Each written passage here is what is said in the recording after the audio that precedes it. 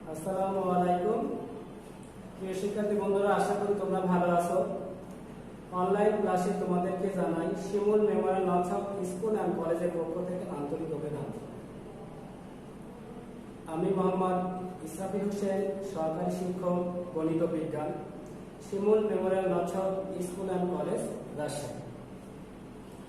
পাঠ পরিস্থিতি আজকে তোমাদের তৃতীয় অধ্যায়ের উপরে ক্লাস নেওয়া হবে। শিক্ষার্থী বন্ধুরা, এর আগে আমি দুইটা টিউটোরিয়াল এই অধ্যায়ের উপরে নিয়েছি, আর শেষ টিউটোরিয়াল তোমরা মনোযোগ সহকারে এই টিউটোরিয়ালটা দেখবা। এই অধ্যায় থেকে জেএসসি পরীক্ষায় একটা প্রশ্ন থাকবে, তাই তোমরা এই অধ্যায়টা খুব মনোযোগ সহকারে বাসায় প্র্যাকটিস করবে। যদি কোনো সমস্যা হয় তোমরা আমাদের হোয়াটসঅ্যাপে আমাকে লিখো। অধ্যায় পরিমাপ। প্রিয় বন্ধুরা, এই পাঠ শেষে তোমরা যা শিখতে পারবা সেটা হলো আয়তাকার ক্ষেত্রে ক্ষেত্রফল নির্ণয় করতে পারবা, আয়তাকার ক্ষেত্রে আয়তন নির্ণয় করতে পারবে, আয়তাকার ক্ষেত্রে পরিসীমা নির্ণয় করতে পারবে। প্রিয় শিক্ষার্থী বন্ধুরা, চলো আজকে বাকি গাণিতিক সমস্যার সমাধানগুলো করি। গাণিতিক সমস্যা নাম্বার 1।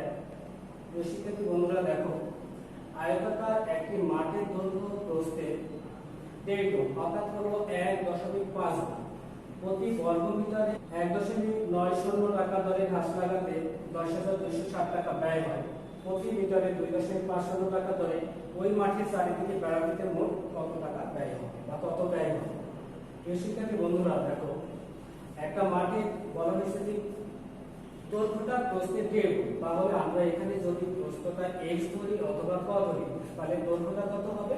1.5, অর্থাৎ 1.5 ক অথবা x।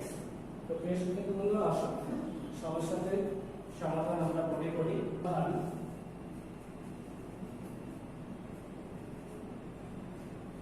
তোমরা দেখো যে প্রতি বর্গমিটারে 1.90 টাকা দরে ঘাস লাগাতে 10,260 টাকা ব্যয় হয়। তাহলে আমরা যদি লিখি যে এত টাকা ব্যয় হয় 1 বর্গমিটার, অর্থাৎ 1.90 টাকা ব্যয় হয় 1 বর্গমিটার, অর্থাৎ একে কত হয় আর 10,260 কত টাকা হয়। আমরা যদি 1.90 দিয়ে 10,260 কে ভাগ করি, তাহলে আমরা আয়তাকার মাঠের ক্ষেত্রফলটা পেয়ে যাবো। তাহলে আমরা মাঠের ক্ষেত্রফলটা নির্ণয় করি। তাহলে শিক্ষার্থী বন্ধুরা, 1.90 টাকা ব্যয় হয় 1 বর্গ মিটারে। অতএব 1 টাকা ব্যয় হয়, 1 টাকা যখন 1.90 টাকা ব্যয় 1 বর্গ মিটার, তাহলে যেহেতু এটাতে x হলো, তাহলে অবশ্যই কম হবে। কম হলে 1 ভাগ 1.90 বর্গ মিটার। অতএব 10,260 টাকা ব্যয় হয়। তাহলে 1 এর চেয়ে 10,260 বড়, যদি বেশি হয় বা বড় হয় তাহলে কি হবে? বন্ধুরা, শিক্ষার্থী বন্ধুরা, উপরে ভগ্নাংশের লবের সাথে গুণ হয়ে যাবে। তাহলে 1 গুণন 10,260 ভাগ 1.90 বর্গ মিটার। আমরা যদি এটা ক্যালকুলেট করি 5,400 বর্গ মিটার। শিক্ষার্থী বন্ধুরা দেখো, আমরা আয়তাকার মাঠের ক্ষেত্রফল পেয়ে গেলাম। এখন আমরা প্রস্থটা ধরে নিব, তারপর দৈর্ঘ্যটা নির্ণয় করব। তাহলে মনে করি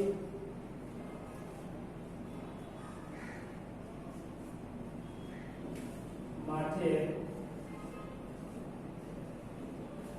প্রস্থ x মিটার,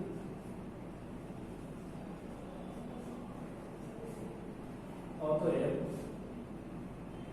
দৈর্ঘ্য প্রস্থে 1.5 অর্থাৎ 1.5। তাহলে আমরা s কে যদি 1.5 দিয়ে গুণ করি তাহলে দৈর্ঘ্যটা পেয়ে যাব। তাহলে কত হচ্ছে? 1.5 x মিটার। বন্ধুরা দেখো, আমরা যদি এই দৈর্ঘ্য আর এই প্রস্থটা গুণ করি তাহলে ক্ষেত্রফল পেয়ে যাব। তাহলে প্রশ্নের মধ্যে এটা গুণ এটা সমান সমান।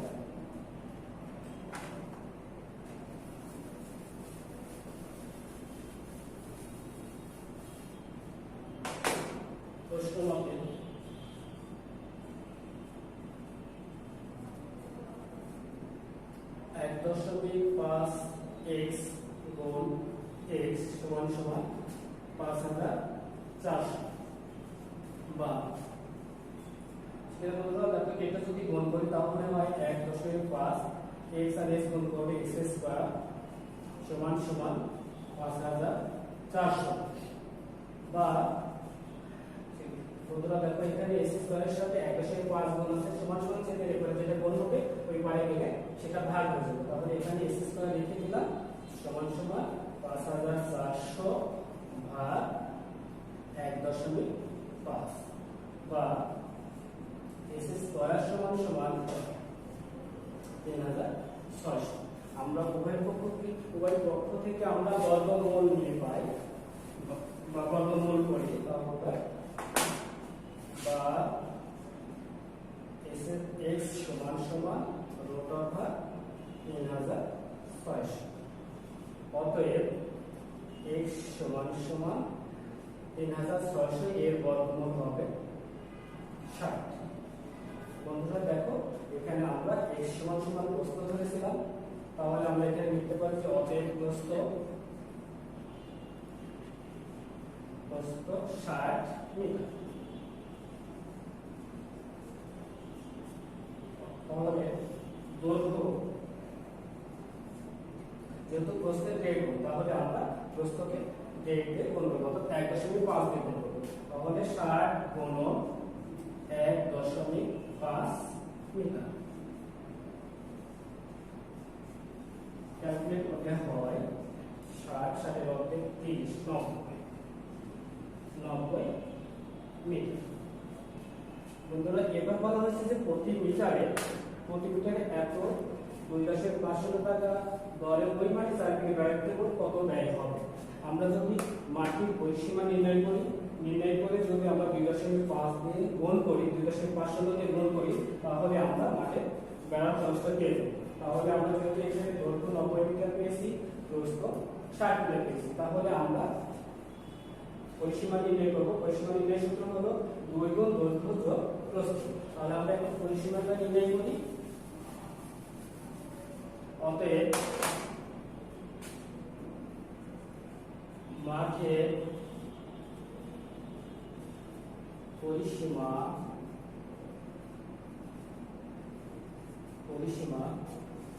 2 গুণন দৈর্ঘ্য যোগ প্রস্থ দৈর্ঘ্য শিখের বন্ধুরা দেখো 90 প্রস্থ হলো 60 তাহলে 90 যোগ 60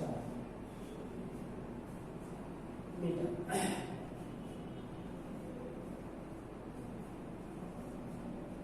সমান সমান 2 গুণন 90 আর 60 যদি যোগ করি তাহলে হবে 150 মিটার 150 কে 2 দিয়ে গুণ করলে বলে আমরা মাটির পরিসীমা পেয়ে গেলাম এই পরিসীমাকে যদি আমরা 2.5 মধ্যে গুণ করি তাহলে আমরা মাটির সাইডটি বেড়া দেওয়ার খরচটা পেয়ে যাবো তাহলে আমরা লিখব অতএব বেড়া দিতে খরচ হয়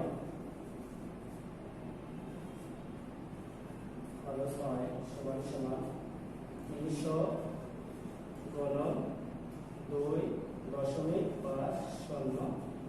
টাকা আমরা যদি গুণ করি তাহলে পাই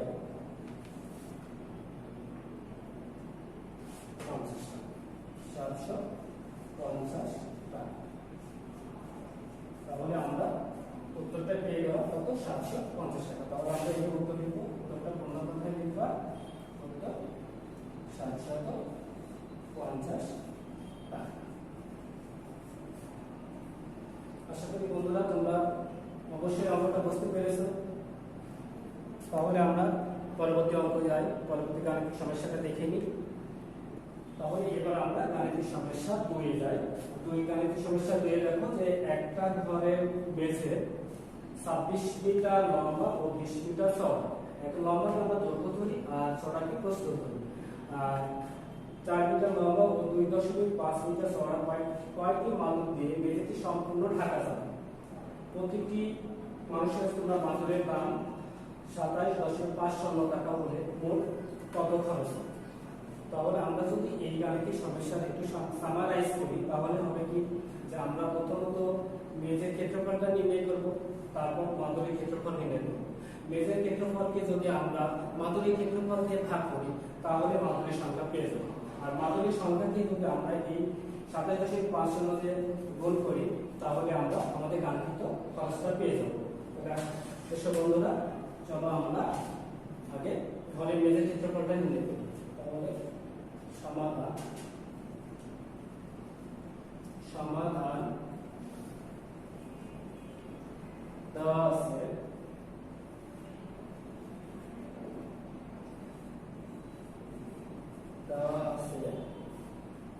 ঘরের মেঝে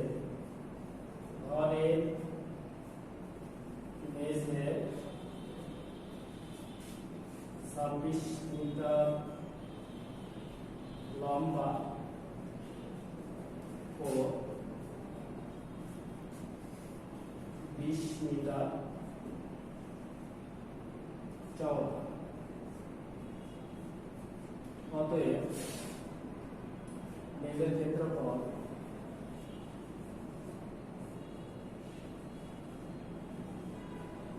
তোমরা দেখো, আমরা যদি দৈর্ঘ্য প্রস্থটা পেয়ে যাই, দৈর্ঘ্য আর প্রস্থ যদি আমরা গুণ করি তাহলে অবশ্যই আমরা ক্ষেত্রফল পাবো। তাহলে ক্ষেত্রফল, মেঝের ক্ষেত্রফল হবে 26 গুণ 20 বর্গ মিটার।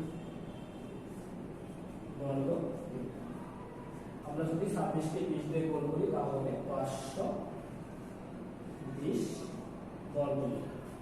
এবার বন্ধুরা, আমরা যদি মাদুরের দৈর্ঘ্য এবং প্রস্থতা যদি গুণ করি তাহলে মাদুরের ক্ষেত্রফল পাবো। তাহলে আবার মাদুরের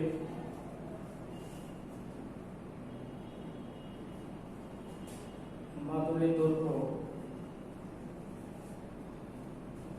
4 মিটার ও প্রস্থ বা চড়া লম্বা প্রস্থটা যদি আমরা চড়াকে প্রস্থ যদি নাও হবে তো সবচেয়ে ভালো হয় যেটা দেওয়া আছে সেটাই লিখি। মাদুরটি লম্বায় 4 মিটার ও চওড়ায় 2.5 মিটার। অতএব মাদুরের ক্ষেত্রফল তাহলে 4 আর 2.5 গুণ করলে আমরা পেয়ে যাবো 4 গুণন 2.5 বর্গ মিটার। আমরা যদি গুণ করি তাহলে প্রায় কত 10 বর্গ মিটার। বন্ধুরা দেখো, আমরা মেঝের ক্ষেত্রফল পেয়েছি 520 বর্গ মিটার এবং মাদুরের ক্ষেত্রফল পেয়েছি 10 বর্গ মিটার। আমরা যদি মেঝের ক্ষেত্রফলকে মাদুরের ক্ষেত্রফলকে ভাগ করি তাহলে আমরা মাদুরের সংখ্যাটি পেয়ে যাব। অতএব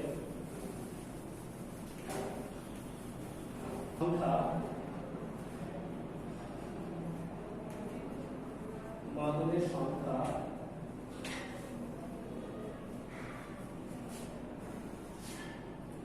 520 ভাগ 10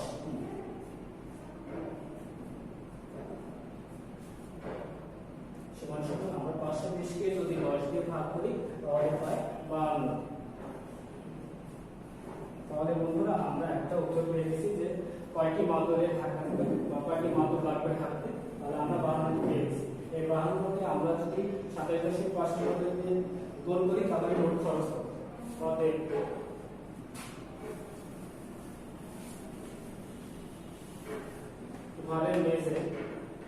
অতএব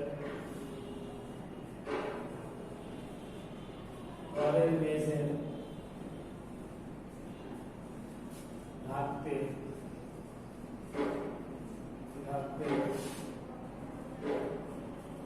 মোট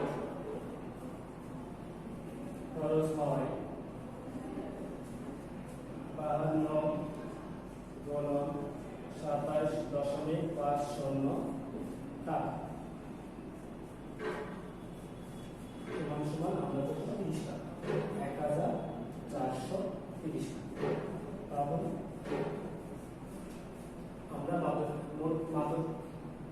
থাকতে কত টাকা খরচ হয় সেটা পেয়ে গেলাম। তাহলে উত্তর বন্ধুরা দুটো উত্তর চেয়েছে, যে কয়টি মাদুর লাগবে এবং মাদুরতে থাকতে কত টাকা খরচ হয়।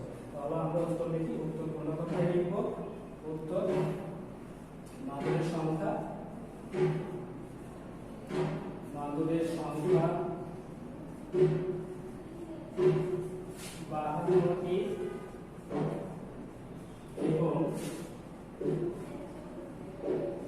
মোট খরচ 1430 টাকা।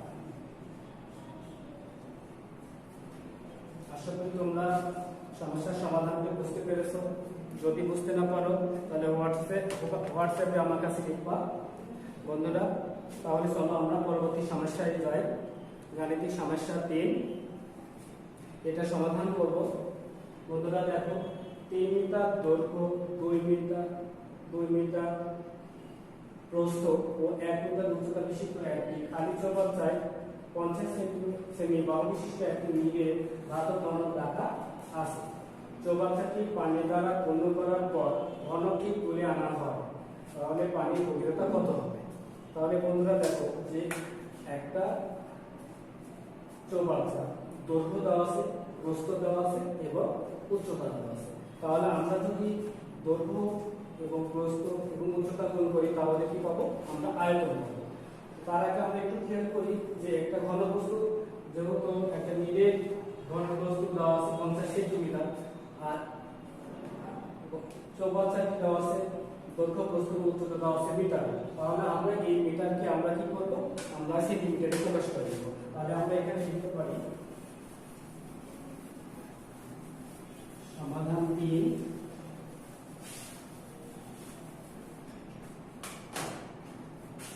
নম্বর সমাধান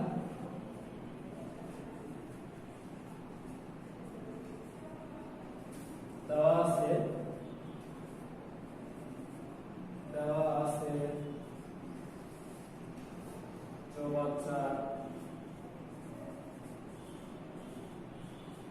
চৌবাচ্চাটি দৈর্ঘ্য 3 মিটার। তাহলে আমরা যদি এটাকে সেন্টিমিটারে প্রকাশ করি, মিটারকে যদি আমরা 100 দিয়ে গুণ করি তাহলে আমরা কি পেয়ে যাব? সেন্টিমিটার পাবো। তাহলে 3 গুণন 100, তাহলে 100 দিয়ে গুণ করলে এটা সেন্টিমিটার হয়ে যাবে, অর্থাৎ আমরা সেমি লিখব। সেমি আমরা এখানে ব্র্যাকেটে লিখব যে 1 মি সমান 100 সেমি। ব্র্যাকেটটা ক্লোজ করে দেব। তাহলে তিনকে যদি আমরা 100 দিয়ে গুণ করি তাহলে হচ্ছে 300 সেন্টিমিটার। এবার প্রস্থ দেওয়া আছে 2 মিটার,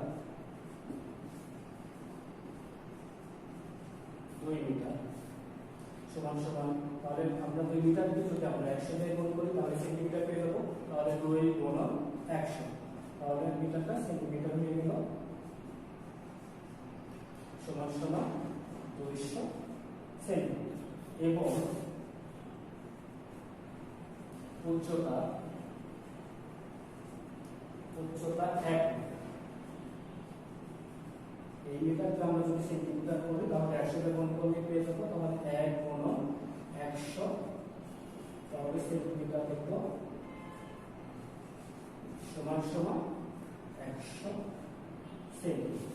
তাহলে বন্ধুরা দেখো, আমরা দৈর্ঘ্য পেলাম 300 সেন্টিমিটার, প্রস্থ পেলাম 200 সেন্টিমিটার এবং উচ্চতা পেলাম 100 সেন্টিমিটার। আমরা যদি এই তিনটা গুণ করি তাহলে চৌবাচ্চা আয়তন হয়ে যাবে।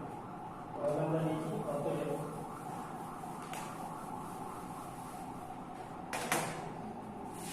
অতএব চৌবাচ্চার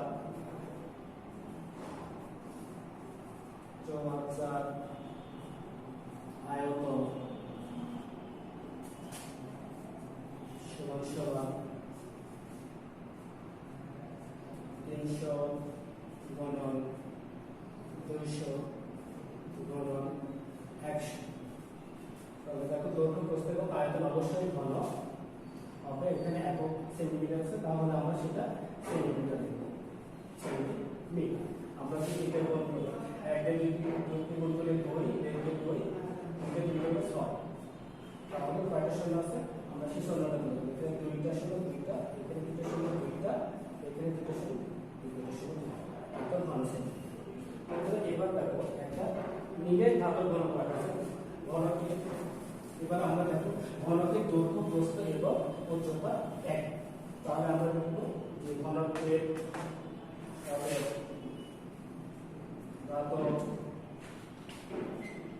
ঘনকের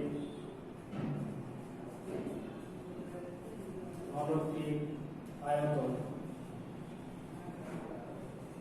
সমান সমান তোমরা 50 এর উপরে পাওয়ার বা শক্তি দিয়ে দিতে পারো বা যোগ দিতে পারো, বা 50 নির্বার করলে আমরা আয়তন দিয়ে দেবো। তাহলে 50 গুণন 50 গুণন 50 এত ঘন সেন্টিমিটার সমান সমান আমরা যদি গুণ করি তাহলে হয় 25 এত ঘন সেন্টিমিটার। এবার যদি আমরা চৌবাচ্চার আয়তন থেকে ধাতব ঘনকের আয়তন যদি বাদ দিই তাহলে অবশ্যই পানির আয়তন পেয়ে যাব। তাহলে আমরা এখন লিখব যে অতএব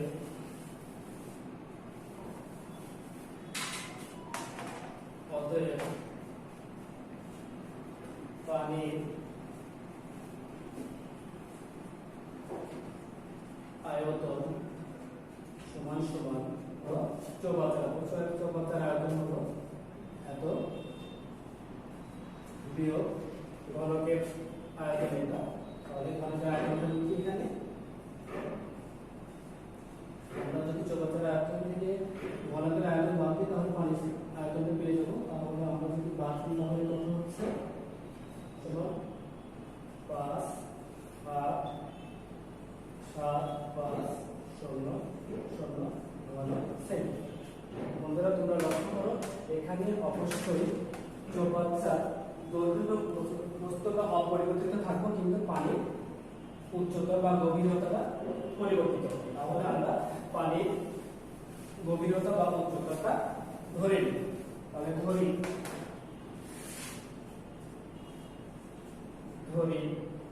পানির গভীরতা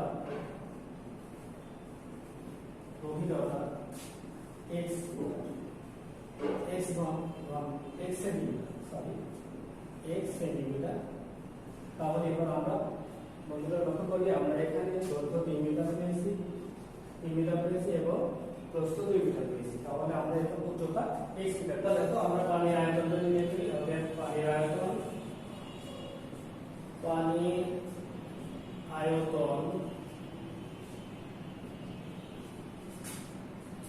সমান সমান দেখো 300 আছে দৈর্ঘ্য গুণন প্রস্থ আছে 200 আর আমরা গভীরতা x ধরে নিয়েছি। তাহলে দেখো আমরা দৈর্ঘ্য গুণন প্রস্থ গুণন উচ্চতা পেয়েছি। তাহলে এটা কত হবে, আয়তন ঘন সেন্টিমিটার। বন্ধুরা আমরা এটা যদি ক্যালকুলেশন করি তাহলে হবে 3 × 6 আর 4টা 16 তুলে দেবো 1 2 3 4 আর এক্সট্রা পাশে বসে এত ঘন সেন্টিমিটার। তাহলে আমাদের এটা হলো 7 লক্ষ x ঘন সেন্টিমিটার। তাহলে আমরা আগে পানির আয়তন পেয়ে গেছি 58,75,000। তাহলে প্রশ্ন মতে এটা সমান কোটে লিখব। প্রশ্ন মতে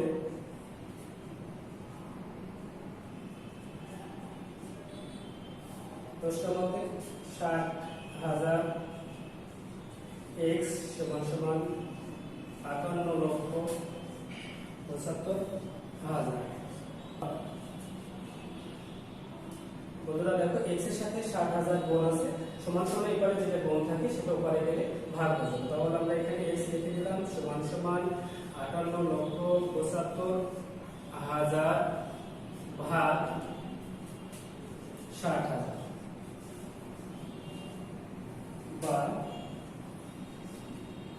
x সমান সমান আমরা যদি 58,75,000 কে যদি 60,000 ভাগ দিই তাহলে বন্ধুরা 97.916 প্রায়। অতএব বন্ধুরা আমরা ধরে নিয়েছি x সমান সমান হলো পানির গভীরতা বা উচ্চতা। অতএব পানির গভীরতা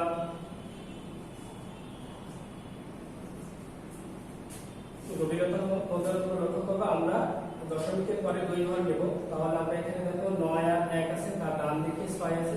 যদি 6 থাকে তাহলে আমাদের এই পরবর্তী ঘরের সাথে 1 যোগ করতে হবে। এখানে 1 আছে তাহলে 2 হবে। তাহলে অতএব 97.92 সেন্টিমিটার। বন্ধুরা এখন আমরা উত্তরটা পেয়ে গেছি, তাহলে আমরা উত্তরটা লিখব।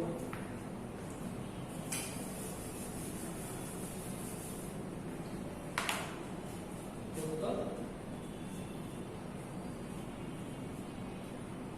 97.92 সেন্টিমিটার। তোমাদের সমস্যা থাকলে আবারও বলছি, তোমাদের যদি সমস্যা থাকে তাহলে অবশ্যই আমাকে হোয়াটসঅ্যাপে লিখবা, আমি তোমাদের সমস্যার সমাধান করে দেওয়ার চেষ্টা করব।